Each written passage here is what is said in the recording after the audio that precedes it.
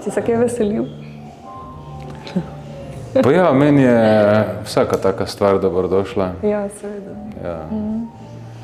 Dobro je, da se te stvari širijo, predvsem pa mislim, da mora biti vedno več poudarka na domorodnosti. Ja.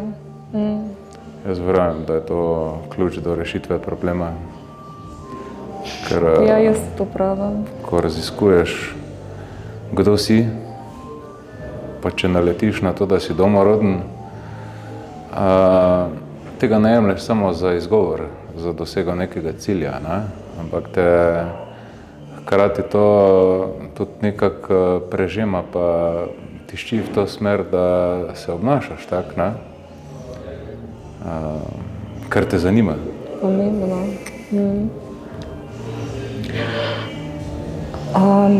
Jaz mislim, da ti nisem nič kaj dosti povedala o ozadju teh pogovorov, ki jih letos delamo.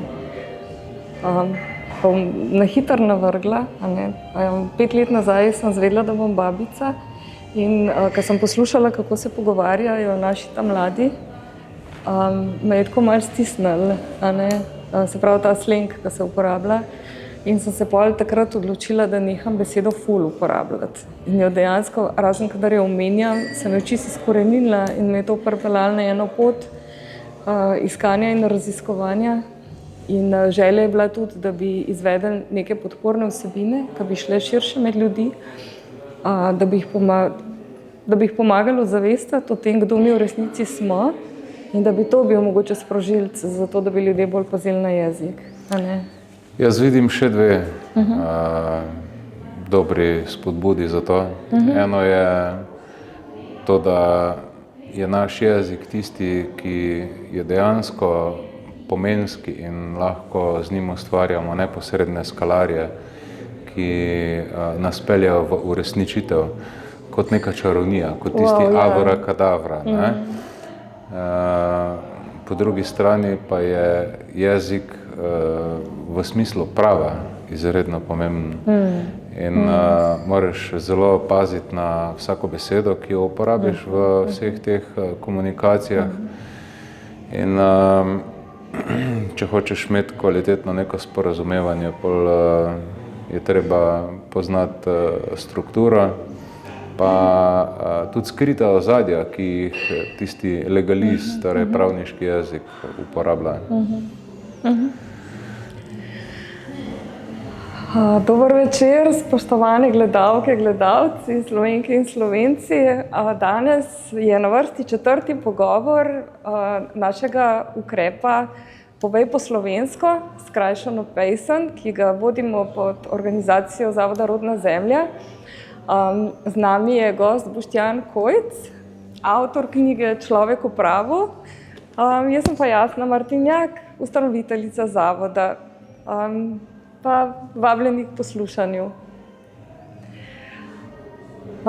Boštjan, ti praviš zase, da si raziskovalec. Ja.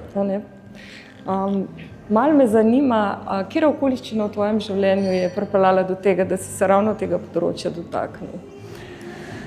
Okoliščin je bilo več. Jaz sem raziskovalec v bistvu že od malih nog in me zanimajo razna področja, od odkrivanja nekih vsebin, ki se tičejo mene samega, pa svojega bistva, in seveda tudi vsebin, ki se tičejo razumevanja sveta okrog mene. Kar se tiče vsebin, ki so v tej knjigi, pa je bila prelomnica predvsem leta 2016, ko sem srečal Bojana Butolena pa Janeza Soka, ki sta mi ponudila v razmislek neke informacije in dejstva, ki so bile neskladne z predstavami, ki so pač utečene in pomenijo en dramatičen odstop od tega, kar ljudje verjamemo o sebi, da smo. In skozi spoznavanje teh vsebin je mene najprej in najbolj zadelo, da se mi identificiramo oziroma istovetimo z osebo. Pa niti ne vemo, zakaj natančno in zakaj je to pomembno za nas. Ko pa to malo raziščemo, ugotovimo, da je to dejansko izvirni greh in smrtni greh hkrati. Zato, ker se oddaljimo od svojega sebstva, če pravimo, da smo oseba. Zato, ker oseba je zgolj redukcija tega, kar smo. In oseba je samo en del naših lastnosti. In oseba je tisti del lastnosti, ki jih država potrebuje, zato da bi lahko poslovala z nami. Poslovanje z državo pa zna biti nevarno, izkoriščevalsko in nas vodi v sužnjenje, tako kot je to umsko, kot telesno, in se razvrednotimo do take mere, da ne živimo več časti vredno. In ker ne iščemo v sebi odgovorov, ampak iščemo odgovore izven nas, ker nam od zunaj predpisujejo, kaj in kdo je oseba, se dogaja to, da se ljudje odcepljamo od sebe, od svojega bistva in potem ne uspemo živeti svojega poslanstva, ne uspemo se izraziti in se s tem zelo, zelo oddaljimo od neke samouresničitve, ki bi izhajala iz nas samih. In se tako preprosto, lahkotno podajamo v sledenje nekih navad, ki nam jih dizajnirajo. In smo v tem potrošništvu tudi mi sami eno blago. In če nočemo biti, če želimo živeti človeka dostojno življenje, če hočemo iskati odgovore na vprašanja duše, kot izpolnjevanje poslanstva našega življenja, potem se je res treba vprašati, da bomo živeli v imenu osebe ali bomo pa dejansko živeli v polnem odnosu s stvarstvom in v zavedanju, kdo smo, da bomo lahko po svoje odločevali o svojem življenju, izbirali naslednje korake prosto in ne bomo podrejeni komorkoli izven nas, kar se tiče razumevanja sveta in bomo ohranjali svobodno misel in svobodno besedo. Lepo si to povedal. Ja. Hvala. Po kar sem jaz seznanjena, ti že kar nekaj časa stopaš po tej poti. Ja. Bi lahko ocenil približno koliko časa?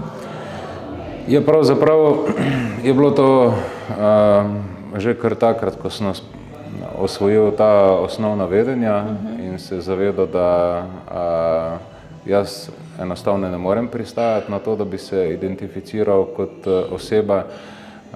Takrat sem začel odkrivati vse mehanizme in poti, po katerih se lahko osvobodim najprej samega sebe in potem tudi navzven, da ne bom en podrejenec.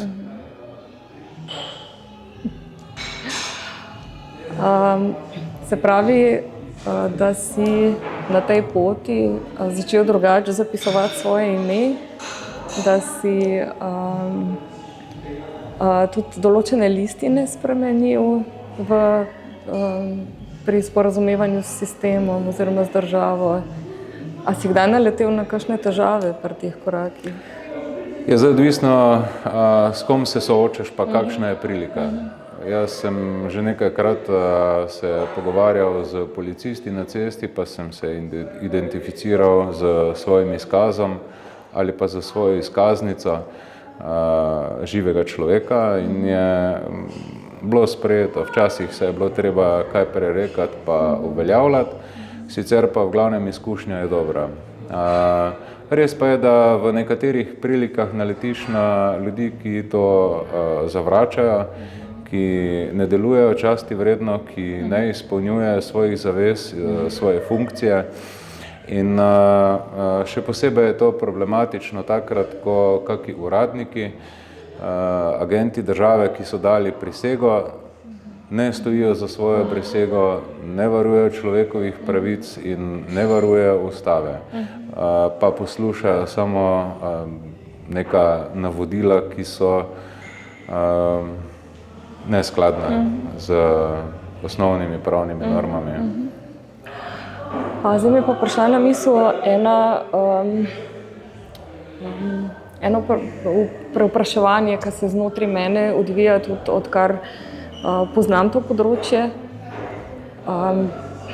Staroselstvo oziroma domorodstvo, a ne pa živi človek.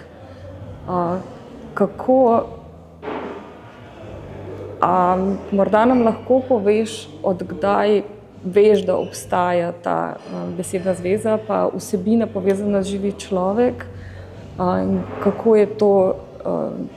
kako se to veže na staroselstvo oziroma domorodstvo? Neke besedne zveze je bilo treba skovati. Nekatere besedne zveze sem prevajal iz angleških virov, nekatere besedne zveze so pa že iz pradavnine. Tako je Ljudovlada omika pojem slovenskih dežel in teh stvari, ki se tičejo našega izročila, predvsem v smislu arijansko-slovenskih ved, ki dejansko obstajajo, niso uspeli vsega uničiti in sedaj iz tega marsikaj tudi črpati. V bistvu o tem tudi kar nekaj pišem v knjigi in se da že iz tega, kar je v tej knjigi zbrano, tudi izluščiti, kaj vse iz tega izhaja. Za nas je domorodnost izrednega pomena tudi zato, ker nas umešča v svoje pravo, prapravo, ki je predhodnica prava, v katerem deluje država kot korporacija in se mora držati nekih korporativnih pravil, Uniform Commercial Code, zelo glasnega, enovita pravila ekonomskega poslovanja. To je prevod UCC. Ja. Je dobro prevedeno. Ja. In mimo tega nobena državna institucija ne more, zato ker je Republika Slovenija od leta 1994 registrirana kot korporacija. Je pa od leta 2018 ta Slovenija tudi last Medameriške investicijske banke, ko je vstopila v Medameriško investicijsko korporacijo. To pomeni, da so se tu razmerja spet spremenila in pristojnosti so se spremenile. Tako da napram človeku je to še en dodatni izziv, ker če človek deluje v enem družbenem dogovoru, ki se imenuje republika, torej res publika, tam veljajo demokratična načela in dejansko vse pravice, ki so sprejete za veljavne v okviru mednarodnega prava, morajo veljati v vsakem primeru. Ker kdor ne upošteva človekovih pravic, kot tiste temeljne zaveze, ne izpolnjuje svoje pristojnosti oziroma nima več položaja, kjer bi lahko uveljavljal svojo pristojnost za karkoli, meni, da njegov temelj pade. Ko pa pride situacija korporacije, takrat se vrednosti malo zamenjajo in takrat potem tudi ustvarijo drugačen zapis imena. Ne več beseda z velikimi začetnicami, ampak pride do samih velikih črk ali pa do enega hibrida, ki je ime z veliko začetnico, pa malimi črkami pa priimek z samimi velikimi. In tu je bolj ali manj ribarjenje v kalnem, pa se je fajn tega izogniti, zato ker neupravičeno sodelovanje v nekem poslu, pristajanje na to, je škodljivo za človeka, ker je izkoriščan. In so besede in identitete zelo pomembne za zavedanje, česa si upravičen, pa česa ne. A niso to podatki, ki bi jih mogel vedeti prav vsak državljan oziroma Slovenec, Slovenka, če govorimo samo za naše ozemeljsko stanje? Jaz mislim, da bi bilo zelo koristno za vsakega, da to ve, zato ker potem ni več izpostavljen nekemu poniževanju ali pa odvzemanju nekih pravic in statusa, raznih položajev, pa vrednosti, ki jo nosi človek sam sabo. Ne? Vsak človek je dajalec vrednosti, že za svojim življenjem in za svojim ustvarjalnim potencialom. Vsak od nas ima svobodno voljo in svobodno izbiro svetovnega nazora. To ne more biti prikrajšano. Uvodoma si me vprašala za način zapisa imena. Ta z samimi malimi črkami pa z dvopiči ni nikjer registriran. In zaradi tega ni v pristojnosti kogarkoli, ker država je avtor osebe. Država je osebo ustanovila po našem rojstvu. To je 3 do 14 dni po rojstvu. In potem smo mi tisti, ki sprejemamo vlogo osebe in predpisanih normativov za osebo. In oseba je ekonomska entiteta, ki ni človek, ampak je samo zbir nekih lastnosti človeka, določen nabor, zato ker vseh lastnosti človeka itak ne moreš zaobjeti. Niti sam o sebi ne moreš povedati vsega, kaj šele kdo zunanje. In če so zabeležene za osebo samo tiste lastnosti, ki služijo državi za vzpostavljanje nekega posla, kar je naloga države kot gospodarstva, mora imeti ekonomske subjekte, entitete, s katerimi lahko posluje. In te poslovne informacije se hranijo v matični knjigi. Enako tudi status poroke. Torej, ko greš nekomu za poroka, to je kreditna vloga dejansko. To ni proslava zveze med dvema človekoma, ki naj traja in naj bo plodna, ampak gre za ustvarjanje posla. Okay. Zdaj sem se spomnila, da je Matjaž Anžur, ki pride novembra na vrsto, on uporablja besedo venčanje. Ja, če nosiš venec, ne? Ja. To je zdaj področje besed. Se mogoče bom majčken zajadrala. Dobro. Majčken bom skočila v jezerce jezika, a ne opažam, da v določenih besedah, ki sicer slovnično pravilno vsebujejo lj ali pa nj, da jih spuščaš. A ne, o tem smo že nekaj slišali od drugih gostov. Mogoče lahko še ti, kaj poveš o jeziku? Jaz vedno poskušam ugotoviti, kje je vrinjen, pa kje je naravni. Pri enih besedah enostavno ne gre drugače, kot tak, da jo smiselno tvoriš, da pride v sosledju n in j ali pa l in j. Tam, kjer pa prepoznam, da to ni smiselno, pa to seveda izločim. Zaradi tega, ker če to izločim, potem ima beseda tisto polno vrednost. In ima vrednost glasu in pomena tistega glasu, zato ker človek se v osnovi izraža s tem, da uglasi neko čustvo, ki je prepoznano pri sebi in izven. In če sledimo vsem tem zlogom osnovnim, ki tvorijo besede, pridemo do odličnih informacij, kaj sploh pomeni. In to je za nas same pomembno. Za sodelovanje izven je pa pomembno, da vemo, da knjižna slovenščina je prilagojena krajinščina. Slovenščina je pa sestavljena, ali temu rečemo narečij, ali pa samostojnih jezikov, ki so si zelo podobni in jih lahko medsebojno razumemo, če pač smo dovolj odprtih ušes. No, in zdaj knjižna slovenščina služi temu, da ustvarjamo neke zapise, ki so lahko javno prepoznani.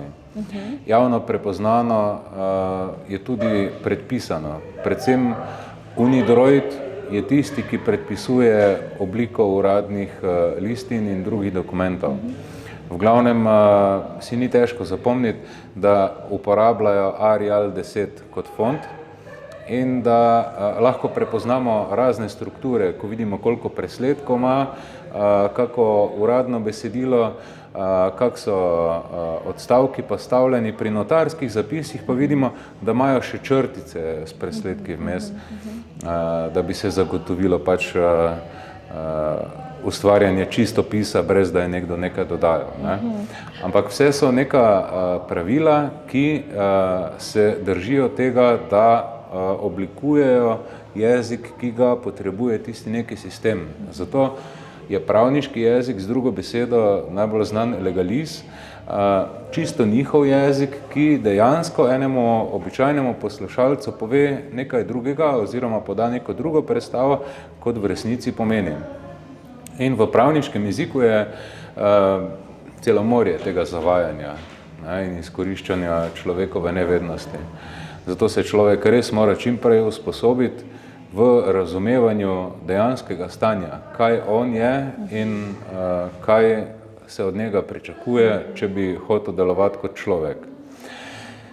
Tukaj so seveda izzivi. Ne? Najprej jih imaš sam s sabo in vezanostjo na to ekonomijo in potem koliko moraš biti izviren, da si zagotoviš neko drugo okolje ali pa način, pristop k zagotavljanju nekih sredstev, zato da nisi izkoriščan od države ali pa omejevan. Zato ker ko ti država že skozi šolstvo vcepi, bodi poslušen, pa nič ne razmišljaj, samo naredi tako, se ti pove, ne testiraj tega, kar ti mi ponujamo, potem človek tudi ni navajen testirati tega, kar se mu v vsakodnevnem življenju ponuja.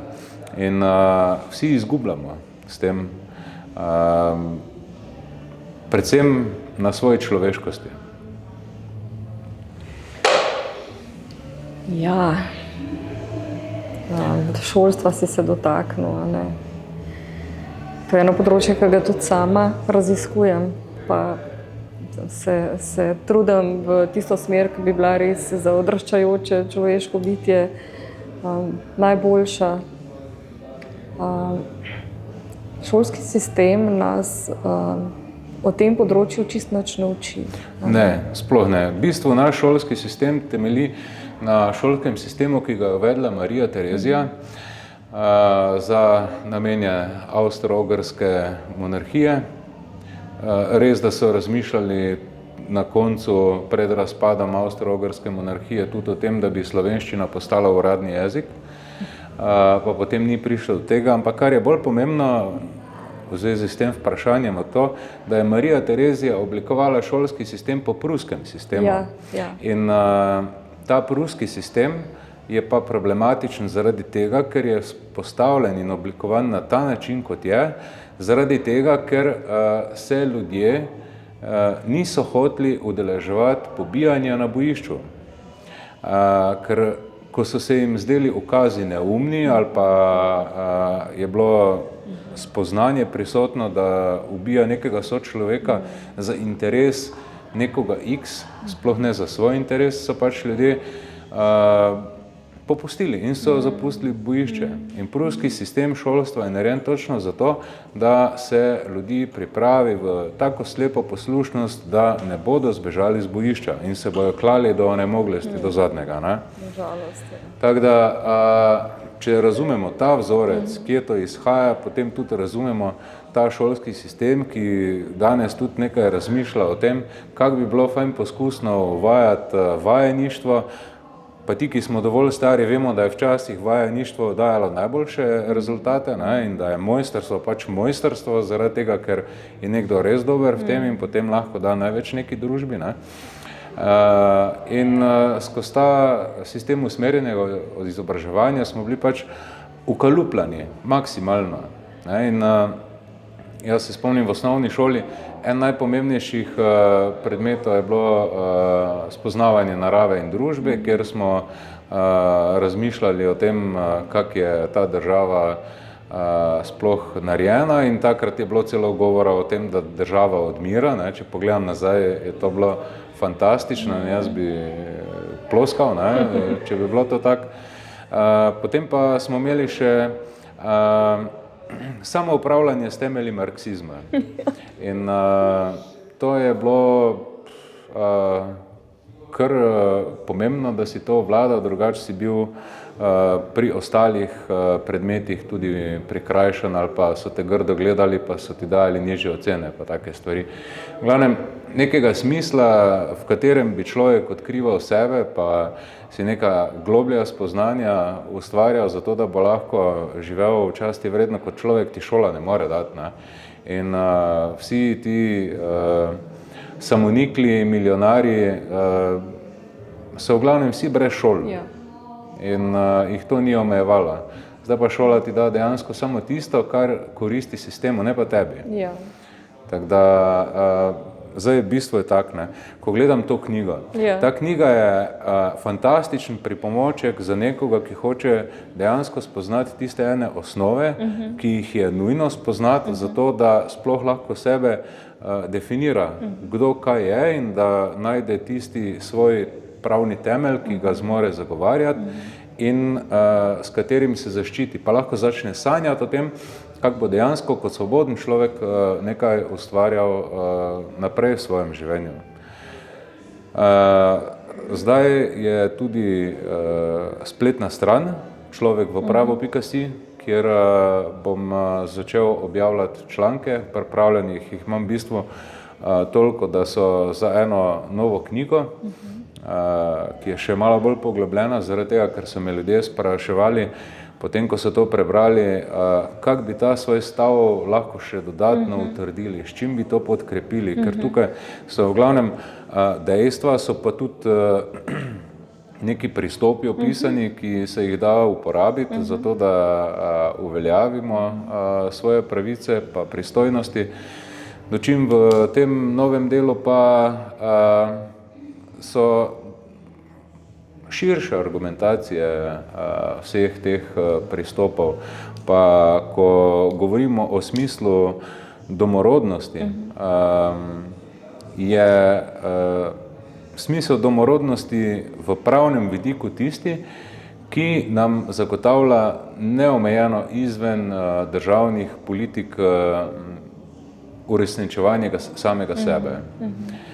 Tisti, ki je prebral Deklaracijo Združenih narodov o domorodnih ljudstvih, ve, da je tam 46 členov, ki predstavljajo minimum vsake države, da z izpolnjevanjem njih izpolnjuje minimalne standarde. In če se temu reče minimalni standardi, skozi oči, skozi katere zmorem zdaj to videti, se meni zdi, da je teh 46 členov UNDRIP-a ena fantastična stvar, ki jo je treba uveljaviti. Ampak danes se pa mnogo ljudi sprašuje o tem, ali so sploh domorodni, ne, ko jih zamika. In te stvari je treba pri sebi ugotoviti, te stvari je treba pri sebi najprej razčistiti in v oporo je seveda nekaj takega zelo dobro in na osnovi tega se da še potem marsikaj graditi. Prišlo mi na misel, da je kar nekaj ljudi, no tudi sama sem bila med njimi na začetku poti ozaveščanja, a ne, o tem našem resničnem, kako ne rečem, ne moram se zdaj spomniti, to, da smo mi v resnici tukaj staroselci, a ne, rada uporabljam ta izraz. Enim ljudem se zdi to preveč lepo, da bi bilo res, a ne, in pravijo, da je treba biti previden. V bistvu bi radi verjeli, da je to res, ampak hkrati pa se mi zdi, da še če bi jim narisal pa napisal, da bi bili še vedno zadržani. Toliko globok je v nas ta pač lažna slika o tem, kdo smo, a ne. v osnovi se tega ne da deklarirati, pa uniformirati, pa predpisati. To je nekaj, česar se človek enostavno zave. To je nekaj, česar se človek spomni. Nekaj, kar človek čuti, enostavno se zaveda, da to je. In na osnovi tega, ker imamo mi lasten, neomejevan svetovni nazor, ta svoj nazor lahko izrazimo in se s tem ukvarjamo. Dejansko v sebi vzbujamo te misli in ta čustva, zato da se sploh povežemo z dejanskim stanjem, ker če nekdo govori, da je domoroden, pa tak ne živi, pa se niti ne zna izraziti, pa dvomi, ga ne bo nihče vzel resno. Bo vsak dvomo v to, kar on poskuša izraziti. Ja. Takrat, ko pa ti se zavedaš, kdo si, pa kaj si, te preplavi ena čista druga energija. Ja, moja izkušnja je taka in ljudi, ki se jih je dotaknila ta vest, da je prišlo do enega miru noter, do ene sreče notranje. In meni se zdi, da je to nekaj čudovitega. In se mi zdi pomembno, da čim več o tem govorimo. Prej, ko si govoril o šoli pa o otrocih, se mi je porodila ena pobuda ali pa misel, kako bi bilo, če bi dal skupini otrok to knjigo in da bi oni nekaj ven izluščali ali pa si jo v svoj jezik prevedeli, naprimer. Ja, zdaj, glede na to, da so deca največji geniji na tem svetu, ki jih pol šolstva ubije, tisto genialnost, mislim, je verjetno smiselno jim taka vprašanja tudi postavljati, zato ker tukaj se postavlja res ogromno vprašanj o samem sebi, ker moraš o tem veliko razmišljati, če se hočeš istovetiti z vrednostjo človeka, ne z osebo. In jaz mislim, da bi lahko mladi prišli do čudovitih odgovorov, pa nekih spoznanj in odprli vrata ne samo sebi, pa še komu drugemu. To sploh nikakor ne je bilo slabo. In karkoli se bo tu na tem področju odvijalo, se bo kvečemo v dobro smer. Zaradi tega, ker če ne drugega, smo zdaj v obdobju Svarovega jutra, ki dejansko prekinja tisto temo Svarogove noči, v katerem so lahko ti naši ljubi sivi zajedalci zdaj par tisoč let črpali vso našo energijo.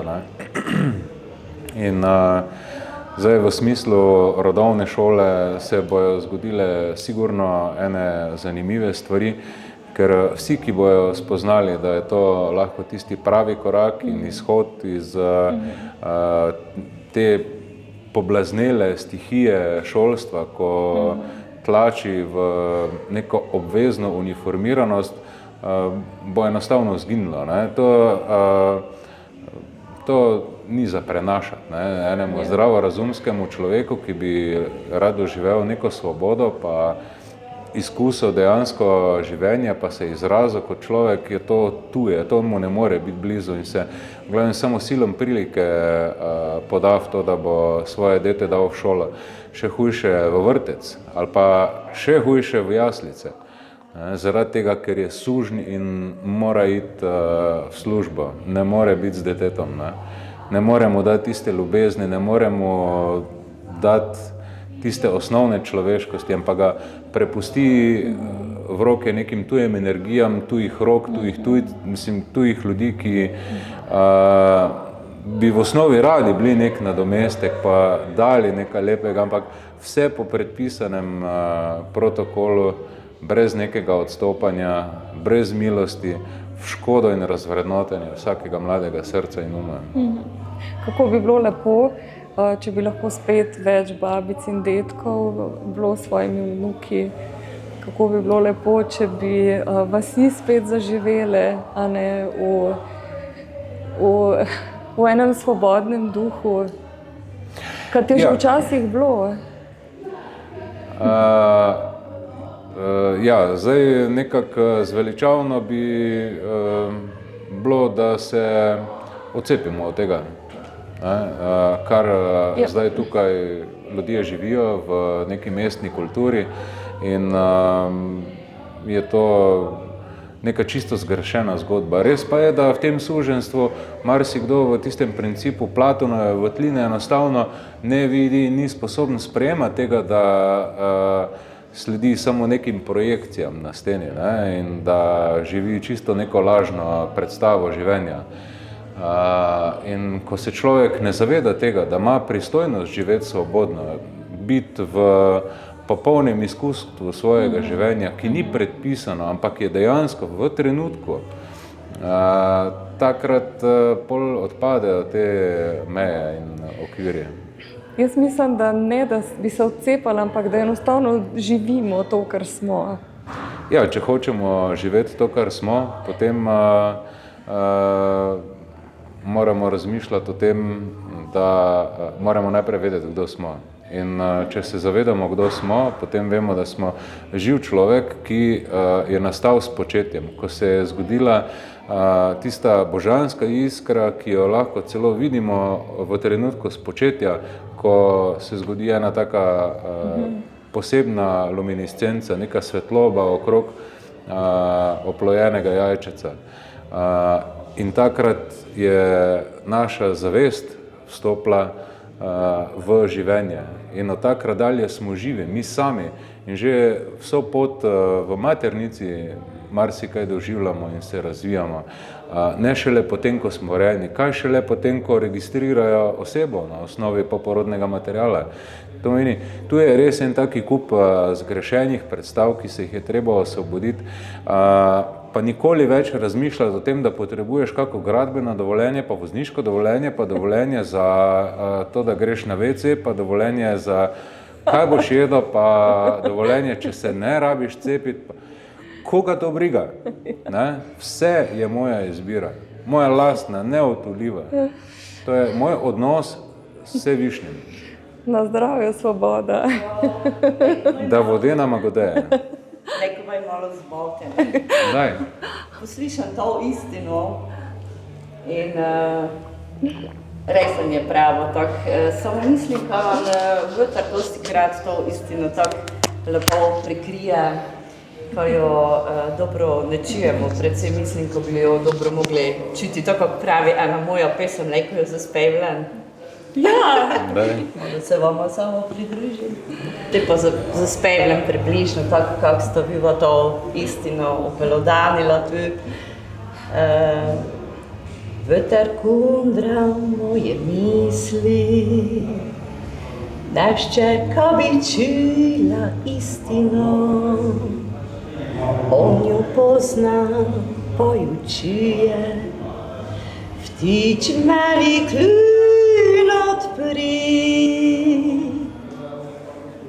Klin moramo znati odpreti, oziroma vtiča v sebi prebuditi. Tako. Ja. Hvala lepa.